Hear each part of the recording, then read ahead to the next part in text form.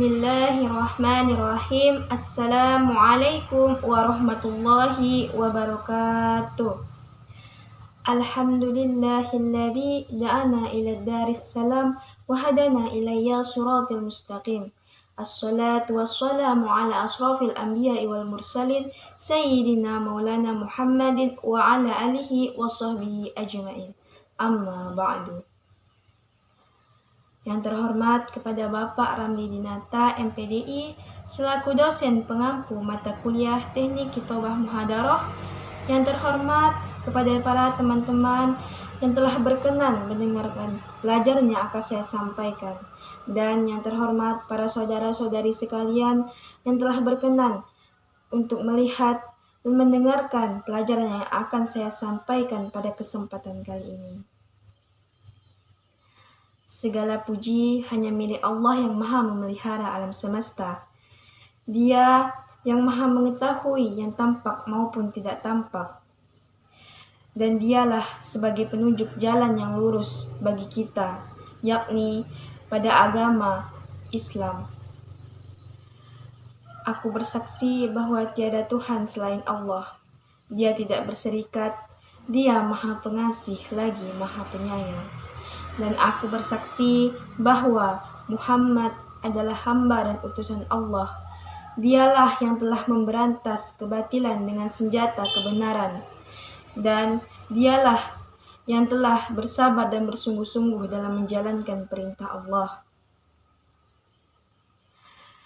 Semoga saja mudah-mudahan hamba dan utusan Allah selalu diberkati dalam kehidupannya, yakni Nabi Muhammad SAW, keluarga beserta sahabatnya yang telah berpegang teguh pada tali Allah yang kuat.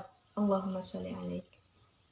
Pada kesempatan yang berbahagia ini, saya bahagia sekali untuk diberikan kesempatan menyampaikan pelajaran kepada kita semua, yakni dengan mengambil tema etika kehidupan bermasyarakat dalam Islam. Berbicara berkenaan dengan hubungan dengan masyarakat, pasti erat kaitannya dengan hubungan sosial. Nah, dalam kehidupan, hubungan sosial sangatlah begitu penting. Kita tidak akan bisa hidup tanpa berinteraksi dengan manusia lain. Kita juga tidak akan bisa melakukan apa-apa di dunia ini tanpa berhubungan dengan manusia, antara manusia satu dengan manusia lain. Dan bayangkan saja, apabila kita tidak melakukan interaksi dengan masyarakat dalam kehidupan kita, betapa kesepiannya hidup kita. Bukankah seperti itu? Oleh karena itu, saudara-saudari sekalian, marilah kita membangun interaksi antara satu dengan yang lainnya, menjalin hubungan sosial dan dengan menjalin silaturahmi kepada manusia lain. Pada hakikatnya, manusia itu adalah makhluk yang interaksi, yakni berhubungan antara satu dengan yang lain. Mereka tidak akan bisa berdiri dalam kehidupannya sendiri tanpa bantuan orang lain. Nah, meskipun diketahui hal demikian, namun banyak sekali orang-orang yang tidak peduli dengan hubungan sosial ini. Banyak sekali di antara kita yang masih meremehkan dan menganggap hal tersebut tidak penting. Nah, hal-hal inilah yang menjadikan seseorang dalam berhubungan sosial, mereka melakukan etika yang salah, melakukan perilaku yang salah dalam berhubungan sosial.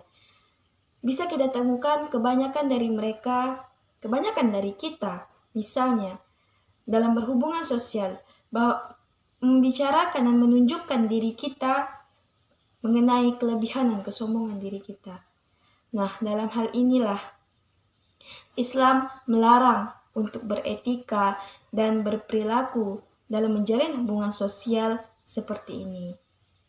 Nah, sebagai agama yang universal, yang luas, yang mengatur berbagai aspek kehidupan umatnya dalam kitab Al-Quran, Islam mengajarkan mengenai kehidupan sosial dalam bermasyarakat. Umat muslim diperintahkan untuk memelihara, membangun hubungannya dengan Allah Subhanahu wa Ta'ala dengan jalan beribadah, sholat, dan hal lain sebagainya. Selain itu, umat muslim juga diperintahkan untuk membangun hubungan dengan masyarakat satu dengan masyarakat lain. Tentu saja dengan etika-etika dan tata cara dalam kehidupan sosial yang telah diatur oleh Al-Quran dan hadis Nabi Shallallahu Alaihi Wasallam. Nah, pada kesempatan kali ini, saudara-saudariku sekalian, untuk itu saya membahas mengenai etika kehidupan sosial dalam Islam dalam masyarakat. Berbicara mengenai etika dalam Islam diistilahkan dengan akhlak, yang dalam bahasa Arabnya al-akhlak atau al-khuluq, yang artinya budi pekerti, tabiat, dan watak. Dan hal ini juga dijelaskan dalam Al-Quran, surah Al-Ahzab ayat 21 yang berbunyi, Bismillahirrahmanirrahim. Laqad kana lakum fi Rasulillahi uswatun hasanatun liman kana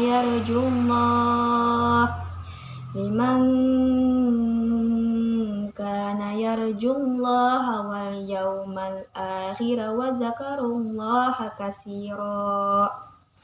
Yang artinya, sungguh telah ada pada diri Rasulullah itu suri tauladan yang baik bagimu, yakni bagi orang yang mengharapkan rahmat Allah dan kedatangan hari akhir dan yang mengingat Allah.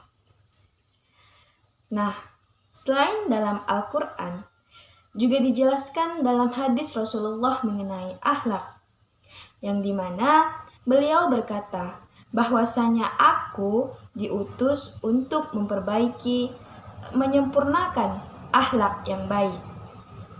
Nah, berkaca dari hadis dan ayat yang telah saya sampaikan tadi, dapat kita ambil pelajarannya bahwa Islam dalam beretika tentu saja menolak membanding-bandingkan umat manusia antara manusia satu dengan manusia lain. Artinya kita tidak diperbolehkan untuk menjalin hubungan sosial namun memandang hal-hal tertentu dari masyarakat tersebut.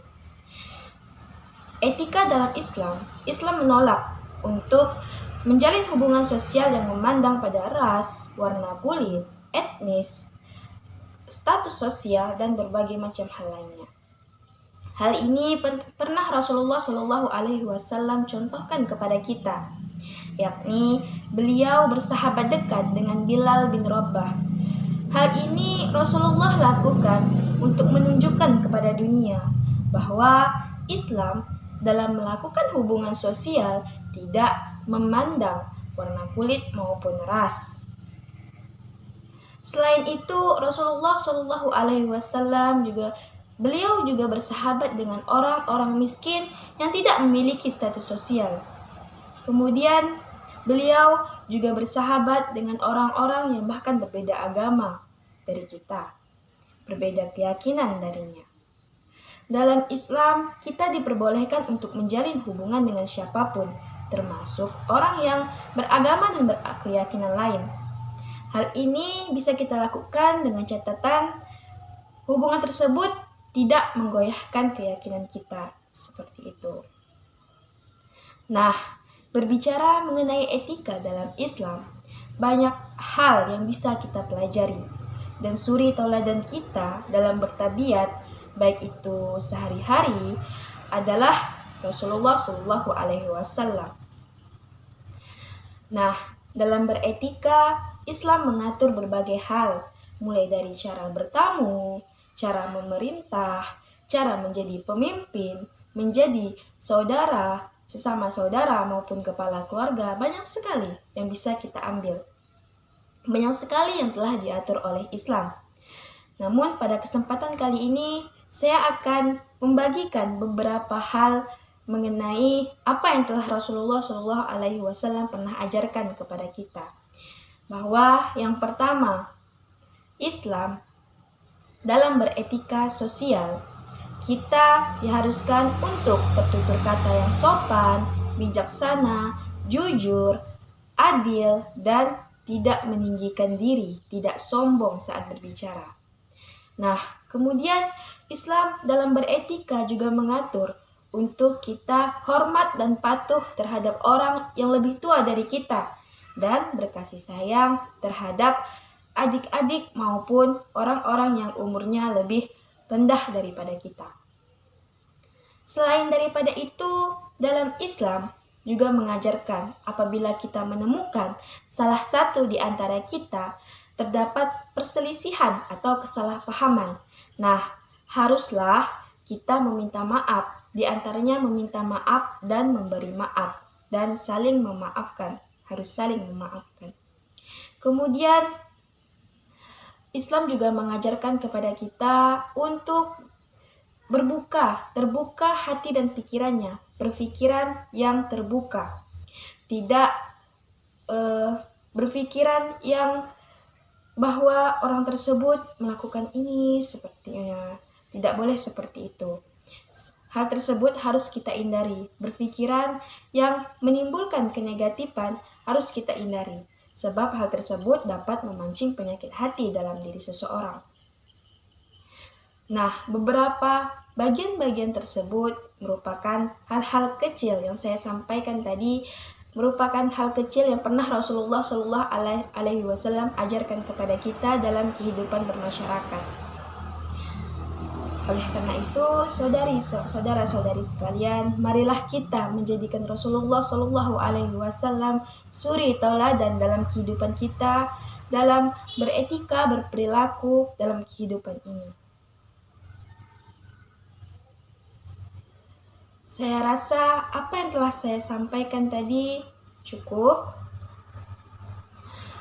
Mudah-mudahan ada guna dan manfaatnya dan mudah dipahami oleh kalian semua.